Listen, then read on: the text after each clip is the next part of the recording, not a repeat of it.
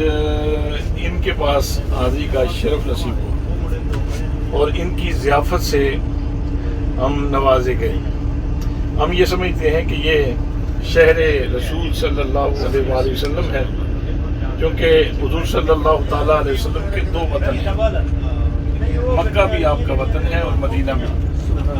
تو یہاں آنے والے لوگوں کو اللہ کا مہمان سمجھ کر اور اللہ کے رسول صلی اللہ تعالیٰ علیہ وسلم کا مہمان سمجھ کر ان کی ضیافت کی جاتی ہے۔ یہاں آ کر انسان کی طبیعت بہت زیادہ فیاض ہو جاتی ہے۔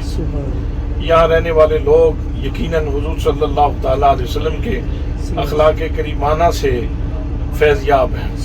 تو ہم اپنے بھائی عزیزم چودھری ساجد حسین نوری صاحب کا شکریہ ادا کرتے ہیں کہ جنہوں نے آج عالی شان ضیافت فرمائی اور بہت ساری محبتوں سے نوازا، بہت ساری چاہتوں سے نوازا اور مدینہ پاک مکہ پاک میں ایک خوبصورت یاد قائم کرتا۔ اللہ انہیں جزائے خیر عطا فرمائے۔